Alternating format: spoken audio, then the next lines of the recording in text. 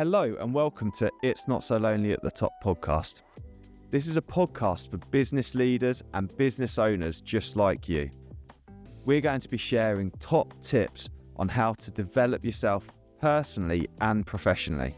I'm going to be sharing updated podcasts on a regular basis, so please do make sure you subscribe, and I really hope you enjoy today's podcast. So, chapter 17, professional development. You distinguish between professional and personal development. Sure.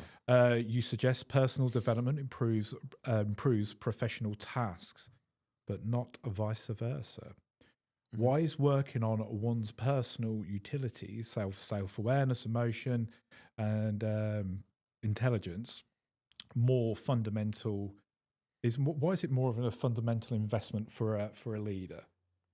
Excellent question. Yeah, I'm trying to spit the words out there. No, it's a really good question, mate. And so I think to answer it effectively, I need to really explain the differences. So when I talk about personal and professional development, when we speak about professional development, I ask people often where do they go to develop themselves. It's one of the questions and the quickfire questions I ask.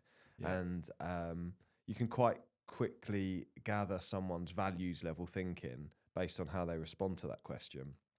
So a lot of people are very focused on, and there's nothing wrong with this, by the way. There's no right or wrong here. It's just what's right for the individual at the time.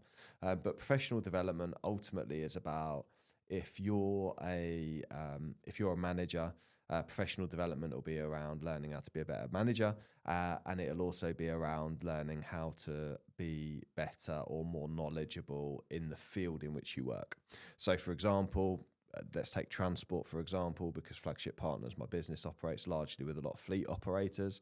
Professional development for them will often look at like going to seminars or going to industry events where they get to learn more stuff about being specialised in what they're doing. That's what professional development is. How are we going to be a better professional at what we do? There's a really good differentiator between professional and personal development that I'll share with you, and it's a story actually that Dr. Chatterjee uses in a book called Making Change That Lasts, and he talks about a female doctor that he worked with, a friend, GP, that was a specialist in diabetes but was overweight herself. Yeah. And she came to him and said that she had seen a chap and she had said he needed to look at his diet. He was overweight and that he was pre-diabetic, and gave him some advice around foods to avoid and why nutrition was important, and how actually the diabetes was reversible. And actually professionally she was an absolute expert on diabetes, totally understood it, totally understood the impact of it, totally understood everything there was to know about it, was seen as a go-to expert when she spoke about it. And the person said to her, well, how do you expect me to take your advice when you're so fat yourself?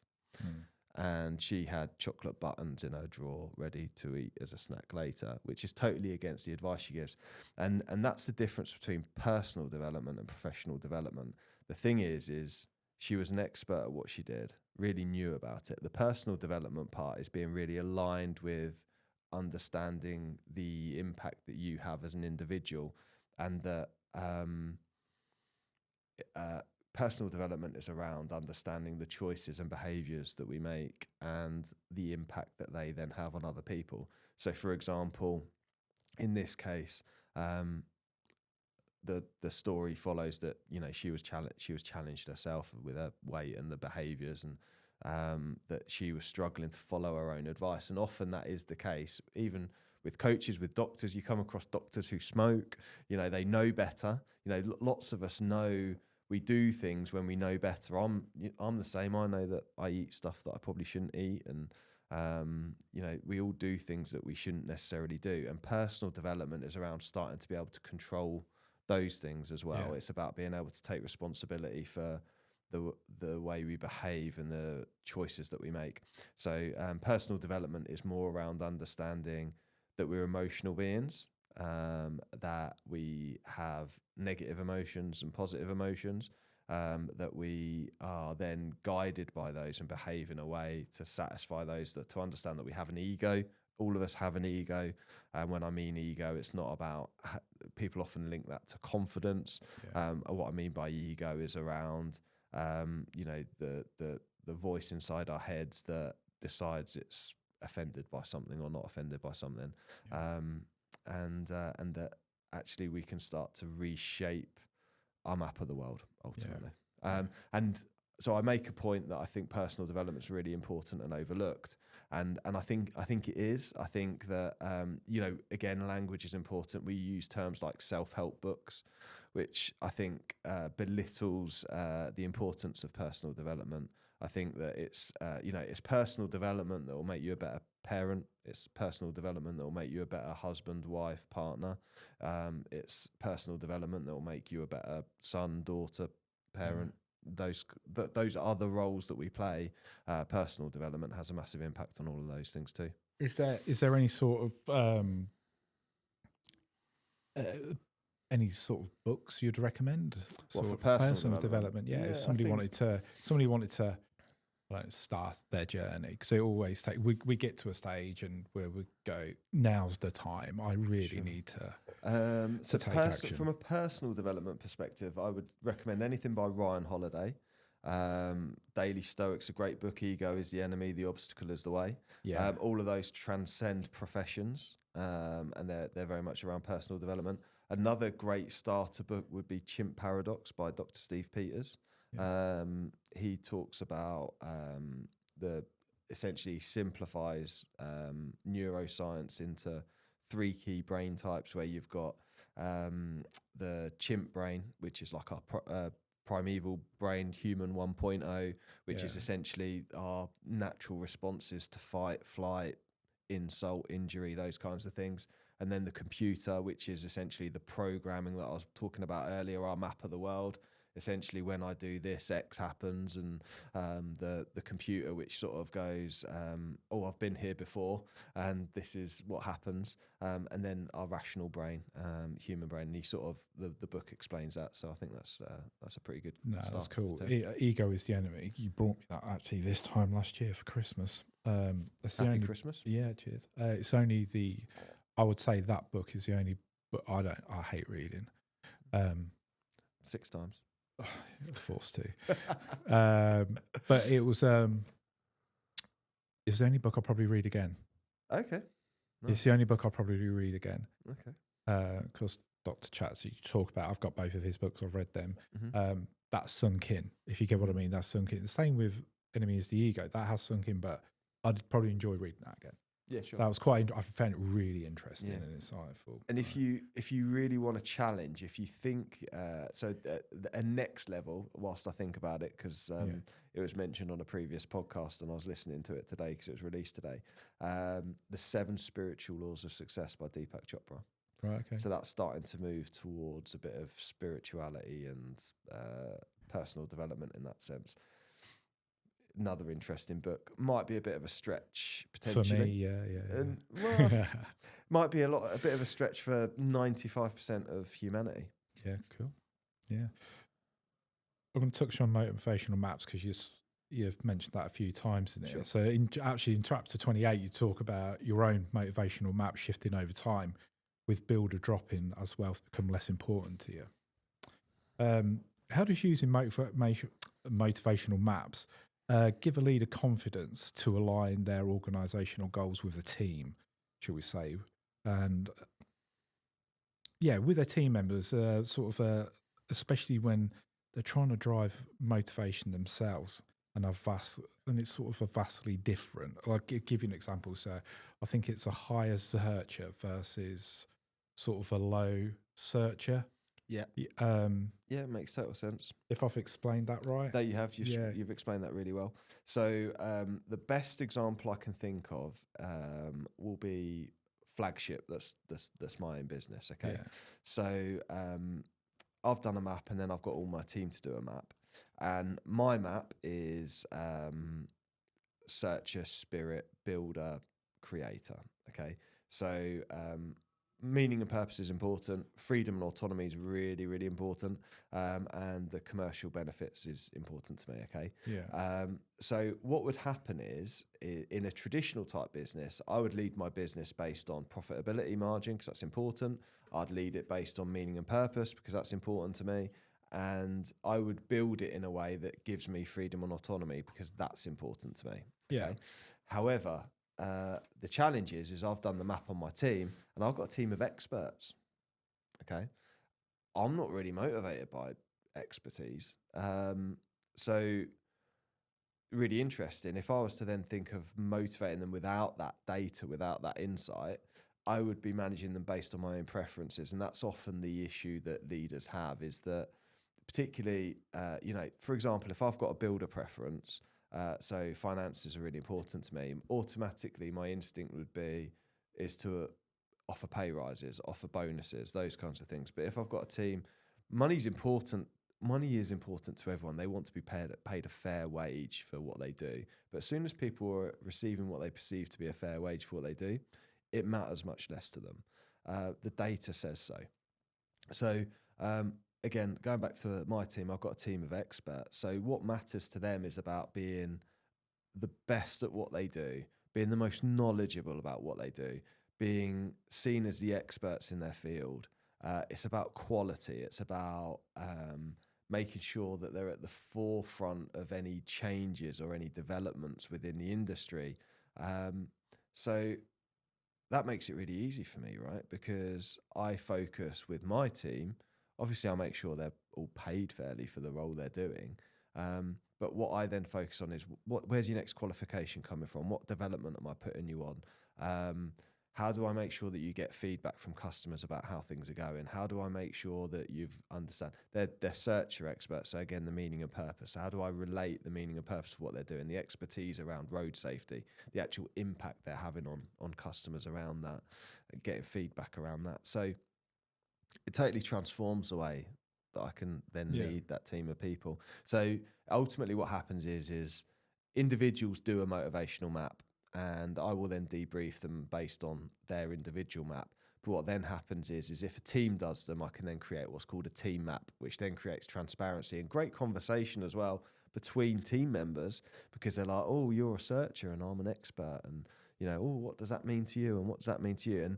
And all of a sudden you get this shared language around what motivation and energy is. And it helps you make sense of how different people respond. For example, if you've got an expert, the last thing you want to do is tell them that they don't know what they're talking about, because there's nothing more demotivating, because part of their identity, part of their ego is that actually they want to be really great at what they do. Yeah. And if they feel underqualified, then that leads to imposter syndrome. So there's all sorts of things, but ultimately that team then comes together, and what you can spot is some conflicts potentially in there. You might have one person who's very, driven in a different way to the rest of the team. And what happens is you get some visibility around that, and you can help the team to understand that as well. And it helps the leader to be able to properly motivate, work on team incentives, work on team direction, those kinds of things. Fantastic. I don't feel imposter syndrome sitting here, by the way. It feels like it should. It feels right. You feel like you belong. It feels like right. It feels right to me anyway. Okay. Couple more questions. We'll wait for the Don't feedback. want to keep you too long, because I know I don't care for your feedback. Feed forward, mate. Remember. Yeah. Couple more questions. One's about I want to touch on obviously your coaching style, right? I've over the years been approached by many of coaches who want to work with me. Sure. Because they see it as a challenge for some reason. Mm-hmm. Don't know why. I'm not a difficult person, right? Sure. What do you mean, sure? Just your map of the world, mate. When did you decide you were difficult? Sorry? When did I decide I was difficult? I ain't difficult. Okay. I'm right. Yeah, no. So I've always said that I've been to a few things that I've never felt right, because a coach needs to understand you. Sure. I really believe it needs to understand your personality and stuff. I have a golf coach, just recently took on a fitness coach, and I always say to him, like, tell me how it is. Sure. Don't try and wash around the edges with it. In chapter 22, actually, you describe the two distinct types of coaching that you received back in the day. Sure. You got the action coach. By the way, they've copied your brand. Oh. They've just recently changed it. Haven't they, Cleo? They changed it to black and yellow. Oh, really? Yeah, really. I thought they were blue and red. Oh, yeah, they did. They changed it because they saw what you were doing. Oh, so really? They're trendset, mate. Trendsetting. So we need to change again. So you had an action coach, which was all about business systems and strategy. Sure. Yeah? Yeah. Then you're now an NLP master practitioner, yeah? Correct, yeah. So you're a woo-woo coach. A woo-woo coach, that nice. goes through breakthrough limits and beliefs. Sure. So there's two types of coaches you've had there. Yeah. For a leader who feels stuck, yeah, how do you determine if they need a coach for systems, for directions and skills? Sure. Or for self-mastery, for energy and mindset? Sure. Don't use me as a case study. Okay. So I won't. Don't think there's perfect on there, but yeah. Go. Okay, cool. Right, okay. Did you read Ego is the Enemy? Yeah. Oh, okay. Okay, cool. Dickhead. Just checking. I'm going to throw the fucking book at him next time. Okay, so How do you get what I mean? I feel like I always yeah. know somebody comes into me, I'm just like, sure. Just tell me how it fucking is. Yeah, I don't sure. need I think there's a few points to make as I sort of start to file it all in my head before I blurt it out. And the right coach is right for the individual, right? So yeah. whoever the individual decides is the coach and then decides is not the right coach, or it carries on to be the right coach, is right based on their preferences at the time. So there are lots of coaches out there. In fact, you know, you go networking anywhere now and there's loads of coaches around and stuff like that. Now, I believe I'm unique, and yeah, you are. I am unique. Yeah, that came out wrong. I believe that I'm uniquely positioned as a coach because one, I've got the war wounds, so I've been there and done it, and obviously and continue to be a practitioner as a CEO of my own business. And alongside that is that I also do the personal development piece around the woo-woo shit, as you so kindly put it. So the thing is the actions we take, which is sort of alluding to other franchises that are out there, the actions we take or don't take are largely dictated by how we feel about things. Okay, so the issue is that we could be driven or told to behave and act in certain ways that aren't really aligned with us, or don't feel right, or we're not energized by, and that's kind of the challenge that I have. So I have respect for other coaches and other the franchising models that are out there, and they can be really helpful, particularly for a new business owner that doesn't really understand profitability, doesn't really understand margin, they don't really understand marketing and all those different things. They've had an idea and they've gone for it, and they need a bit of education around that stuff. There is a place for that, and I've no challenge by that. But what I tend to disagree with is a paint by numbers approach, and that's the reason that I don't follow a paint by numbers approach. I have a framework, which is the Performance Trifecta, that I work through, which is broad, naturally broad, because I know that it will apply to any organisation, but the actual nuts and bolts within that process is very much unique depending on the organisation I'm dealing with and the leader that I'm dealing with themselves. Going through the MAP process initially helps me understand the way that individual's energized, but it also helps me realize, so we all have a values level of thinking. Okay, so usually, for example, business owners, leaders, usually a values level 4 or 5 in the way they approach things, and that values level thinking helps me to understand where I pitch that development. So I will work with individuals both on their business, but at the same time we work on those values, beliefs, and breakthrough woo-woo process that you talked about. So essentially with me, they're investing in one thing and getting both. I do leadership coaching. I do, that there are coaches for all sorts of different things out there, and I believe that I'm uniquely positioned. But as part of that process is we do a discovery session to make sure that I'm a good fit, and not only that, I've only got a finite amount of time for who I'm going to work with, and I need to make sure that the individual who wants to work with me is the right fit for me as well. Yeah. Hi, my name's Pete, and I want to thank you for tuning into today's podcast. I'm a coach, speaker, and author.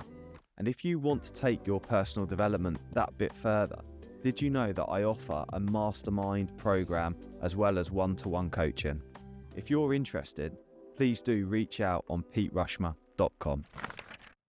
Now it's a good thing to be able to walk away when you know it's not right. Yeah, absolutely. And there'll be times when I will, I'll be quite transparent if I'm not the right coach, because what you need is something, or what I'm, the service that I'm going to offer is beyond what you need, or too much of an investment for you. Then that's okay, and I'm okay to offer you. There's other people that I can refer you to that will be able to support you.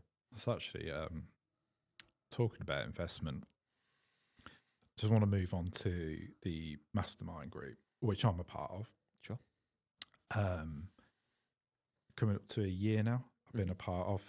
Like I say, I was discussing with you the other day how I'm reviewing what we've done a year ago, and going all through my workbooks and everything like that, and actually all the great speakers we've had in, which I've implemented quite a few of the models, even to our new. Not, I wouldn't say look, but the way of thinking, shall we say. Touching on that investment part, because this is the thing with mastermind groups. Again, I've been approached and I've been to a few little trials and stuff like that. Sure. But as a business owner, you always know I need my investment to sort of pay off. When you go into a mastermind group, you're thinking, well, what's my return going to be? Sure. On the investment? What does that actually look like? For me, it was never about profitability. Because some people go into the room, it winds me up when they go into a room. They're here for the master, but they're really here to network. Sure. And I'm just like, get out. Yeah, don't need you. And I think sort of the group that you've created, I was like one part of. All different, especially after a year with each other. They're all different characters. It works really well, and I applaud you for that, for doing that. But as for a business owner, like I said, the investment, if we're paying out for something, we think, God, that's a lot. But it's like, how would we measure a tangible value? I know the answer to this, so I almost can tell you what the tangible value is, but from your point, how would you suggest that others consider the group to measure a broader return on investment instead of just profitable? So I'm not talking about the financial outcomes of the mastermind group, but the lasting improvements in decision making, should we say, the growth of their leadership, what often we see in the group, and the sort of the capability and the strengths and the personal energy that way, because sometimes we're flat, sometimes we're all bouncing off the wall. Sure. So, how would you? It's an investment, but how would you change that as a finance? Because you just spoke about that, literally about, it might be too much for you, but then there's always little nuggets that come out of every matter, and it might not be. It would just be something like Natalie said something the other week, and I was like, fuck me, why didn't I think? She didn't even know she said it. No, and I was like, fucking hell, why aren't I doing that? Sure. I think the point you make is really interesting. So I think the first point to make about the mastermind group is at the moment the price point, and this will likely increase next year with inflation and whatever challenges. Yeah. No, I'm not. That's just business practice, and also it's a better group next year. But give or take, it's about $8,000 a year, right? Yeah. And I know that whatever the business, I know that I can have an impact of $8,000 on the bottom line within 12 months with no problem at all. Easy. There's no real qualms there. And the way that I, the way that I back that up is through the guarantee, which is there's no contract, right? If you come and don't think you're getting value, I'll give you your money back. And you don't have to come. There's no notice period. If you come for a month and you didn't get any value from it, I'll refund you and you don't have to come back again. There's no notice. So I'm really confident on the value and the value proposition of the group, just from a financial perspective. And what you've hit is a nail on the head, is that actually the mastermind group transcends the financial impact. It transcends it in a basis that, by being in a community of other people who are facing the challenges you have and have the same issues, the same problems coming up, that transcends industry, transcends profitability. Yeah. What happens is you learn vicariously from other people's mistakes. So what then happens is all of a sudden, not only are I'm bringing speakers in who are going to have an impact on your bottom line, on your sales, for example, they're also having an impact on you not making the balls ups that you would have made if you were on your own. Yeah. Okay. And that I can't measure for you. Only you can measure yourself. And what will also happen is you'll pick up little nuggets that will improve efficiency, operational efficiency. You'll pick up nuggets that will help you lead your team better, that will get better results.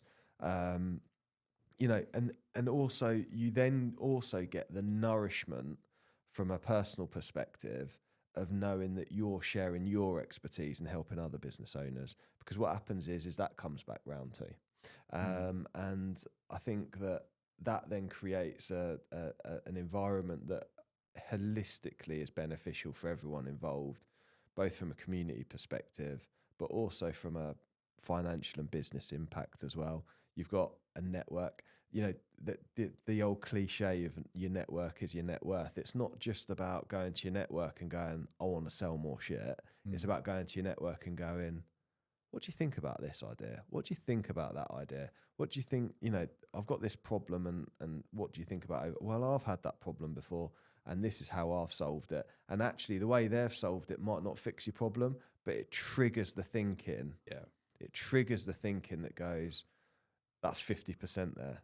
If I do that with this, you're there. So the answers might not be in the group, but they'll be in the diversity of thinking within the group and diversity of the way that different people in the group approach things. And again, as well as the guarantee, just because you apply for the mastermind group doesn't mean that you're right for the mastermind group. It is, it's an exclusive group of people, and we need to make sure that you're the right fit, that you'll add the value that you're also going to take from it. So, I welcome anybody to come and, people are welcome to come and try it. And we then have a conversation around, is it the right value proposition? Are you, is it the right fit? And the goal certainly for next year will be, there's a couple of spaces to grow the existing group. And my goal is to launch a second group next year. Yeah. Am I on the cusp of getting thrown out yet? Oh, you're walking a fine line, young man. I'm joking. walking a fine line. It's just because every time you have a speaker in, the eyeballs just come to me on the room every time. Well, I just like it because we look across the table. There's always Tom always sits the opposite side of the table to me. Yeah. And if I'm thinking something, I always look over to him. I see the glint in his eye going, oh, he's thinking the same as me now. Yeah. They're keen. Yeah. They're keen to know what you think of the speakers, for sure. Yeah. But we just got, actually, you touched on a part there when we have a hot seat. Mm-hmm. And what I notice when somebody's sitting in the hot seat, sort of grappling with a major business decision, they're often already know the right answer. We already know the right answer, right? Sure. But we're hesitant because of our self-doubt. A lot of the time, it's self-doubt. Yeah. Once the group validates their instincts, what's the psychological process that helps them shed that uncertainty and act with confidence, do you think? Because you see it, because you often, and sometimes with the hot seat, it's been with yourself. You own a business, you have struggles. I think one of the biggest influences for any person is social proof, and one of the challenges is that when we own and operate and run our own businesses, we tend to be seen as the go-to person, the font of all knowledge, and that can weigh heavy. There's lots of decisions to make all the time, and you end up with this decision fatigue where you write the theme tune, sing the theme tune, perform the theme tune, and it feels like all the eyes are on you to make the decision. And sometimes the big stuff, or the perceived big stuff, is, like you say, a result of the personal development side of things. It might be a limiting belief. It might be a blind spot. Often, we don't really know what our own blind spots are, because that's one of the human challenges. I don't know what my blind spots are, the same as you wouldn't know what yours are. And it takes someone else to notice that something's a blind spot. And that's the beauty of the mastermind group. It's the beauty of the hot seat, is that you are right. Usually 99% of the time, no one knows our business as well as we do, but we get in our own way. And there is often the case where the group will give you the confidence to be able to continue and make a decision. It might not be the exact decision that you perceived was the right answer, but you'll already be 95% of the way there.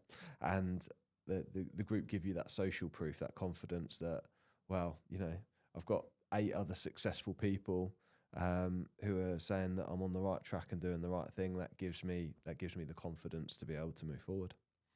No, 100%. I think it was funny this time last year.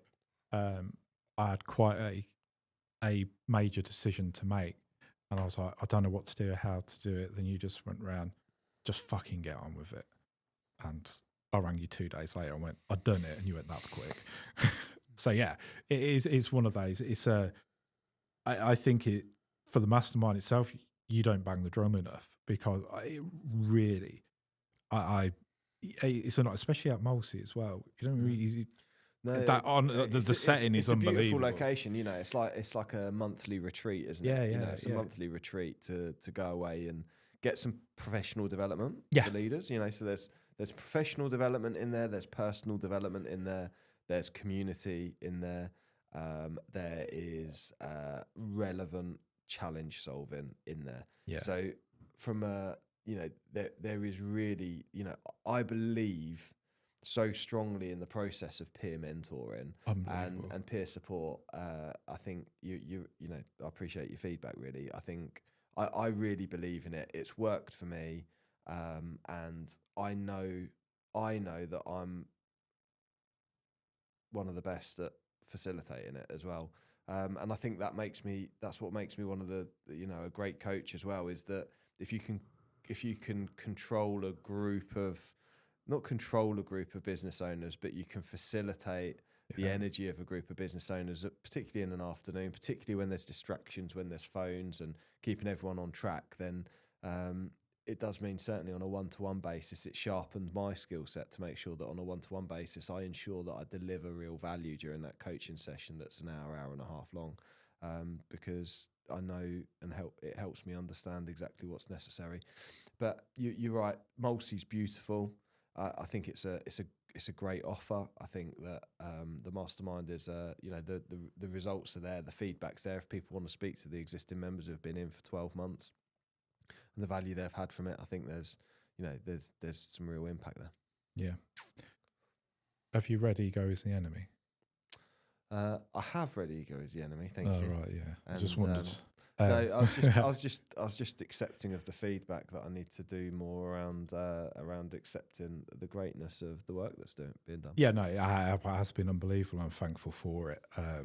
It's challenged me enough times and made me think in a different way. I'm fed up of hearing your voice now, so I think should we call it a day? Me too. Yeah. Let's call it a day. Well. Thank you very much, Pete. Thank you. Ian. Oh yeah, quick fire question, Ari. How annoying is it for you? Everybody gets your name wrong. Does that wind you up? It's my name. I've never had another one. But yeah. Rushmore, Rushmere. Rushmore. Yeah.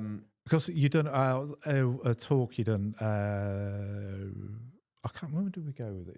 It's just before TEDx, and they actually spelt Rushmere on the actual screen. Yeah, when you so come up, the pronunciation's wrong. I think that my biggest challenge is when it's misspelt, because it's everywhere right, spelt correctly. Yeah. So when people then misspell it on TEDx, go on. Yeah, when people misspell it, I find that particularly challenging. Ian, you're right. So those of you that have gone to watch my TEDx, and if you haven't, why not? Make sure you do. But it's Peter Rushmer rather than Pete Rushmer, which is frustrating. But yeah, Pete Rushmer, and that's how you pronounce it. I'm not particularly worried about the pronunciation because it is what it is, right? But I do get frustrated if it's spelt incorrectly. Yeah, that can frustrate me. But again, it is what it is. Fair it enough. is what it is. That's the only. I just wondered how you felt about it. Yeah, I think it's fine. I think it's fine. I think it's funny because people start saying my name and I'm like, oh, what's going to come out next? It's the ending. It's the more. Yeah. I'll just say, I've noticed it over the last, especially since the TEDx. I've just noticed it from that. Do you reckon I need to I don't know. You just need to call yourself a different name. Do I need to be like Elton John or? Yeah. I need to come up with a pseudonym. Yeah, or like Ryland, or like Ryland's. That's not actually his name, is it? So. Oh, is it not? I think it's Ross or something like that. Yeah. What's Elton John's real name? Dwight something or other, isn't it? Or other like that. No, Reggie Dwight or Reggie something, Dwight, wasn't it? Like that, It's a good name anyway. Yeah. But I guess Dwight's difficult to spell. Yeah. For people, so Elton John is easy. Maybe I just need to be Pete Smith. Well, we tried to say just be Pete. Pete Rush. Just Pete. Yeah, just Pete. Yeah. But thank you very much, boss. Thank you, mate. I hope that was all right. I really enjoyed it. Thank you very much. Cool. Thanks for coming. Cheers. Bye. Thank you for joining us on today's It's Not So Lonely at the Top podcast. We really hope you've enjoyed today's podcast. I'm absolutely delighted that you took the time to listen, and I really hope that you'll subscribe to ensure that you receive future episodes too. If you want to find out any more, please do search It's Not So Lonely at the Top podcast, and you'll find it on your favourite podcast app. Thank you.